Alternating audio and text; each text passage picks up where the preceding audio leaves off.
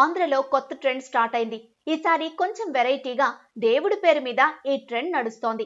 సినిమాల్లో, రాజకీయాల్లో trend setter అయిన పవన్ కళ్యాణే ఈ భక్తి ట్రెండ్ స్టార్ట్ చేయడం విశేషం. ఇందులో భాగంగా పాప ప్రాయశ్చిత్తం పోటీలు జోరుగా సాగుతున్నాయి. అయితే ఎవరు చేసిన పాపాలకు వారే ప్రాయశ్చిత్తం చేసుకుంటే ఎంతో హుందాగా ఉండేది. కానీ ప్రత్యర్థిని నిందిస్తూ వారి పాపాలకు తాము ప్రాయశ్చిత్తం చేసుకోవడమే ఇక్కడ వెరైటీ.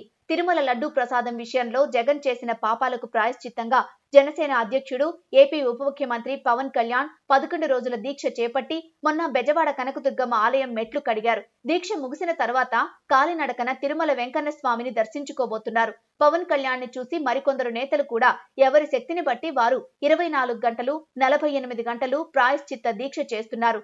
ఆలయాలలో ప్రత్యేక పూజలు చేస్తున్నారు. ఈ కల్తీ వ్యవహారాన్ని సీఎం చంద్రబాబు నాయుడే బయటపెట్టినప్పటికీ టీడీపీలో ఎవరూ ఈ పేరుతో రాజకీయాలు చేసేందుకు ఇష్టపడడం లేదు. చంద్రబాబు నాయుడు ఒక్కరే ఈ వ్యవహారం గురించి అడపాదడపా మాట్లాడుతున్నారు.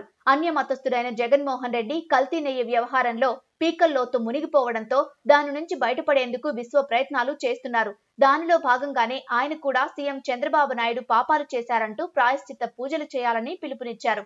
ఈ నెల 28న తిరుమల శ్రీవారిని దర్శించుకుని ప్రత్యేక పూజల్లో పాల్గొంటానని చెప్పారు. జగన్ ముఖ్యమంత్రిగా ఉన్నప్పుడు అన్ని మతాల్ని సమానంగా గౌరవించాలి కనుక అన్య మతస్థుడైనప్పటికీ తిరుమల శ్రీవారిని దర్శించుకునేవారు. అందుకు ఎవరూ తప్పు పట్టలేదు కూడా. కానీ చంద్రబాబు నాయుడు రాజకీయాలు చేస్తున్నారని ఆరోపిస్తూ జగన్ రాజకీయాలు చేస్తుండడమే విచిత్రం. ఈ అంశంపై రాష్ట్రంలో అధికార, ప్రతిపక్షాలు మొదట పరస్పరం విమర్శించుకున్నప్పుడు అందరూ ఆసక్తిగా వాటిని గమనించారు. కానీ అధికారం, ప్రతిపక్షాలు ఈ ప్రాయశ్చిత్త పోటీలు, తిరుమల స్వామివారి పేరుతో చేస్తున్న రాజకీయాల పట్ల ప్రజలు తీవ్ర అసహనం వ్యక్తం చేస్తున్నారు. కనుక ఇప్పటికైనా వెనక్కి తగ్గితే మంచిది. లేకుంటే ఇరు వర్గాలు ఏదో ఓ రోజు ఏదో ఓ రూపంలో చాలా భారీగా మూల్యం చెల్లించవలసి వస్తుంది.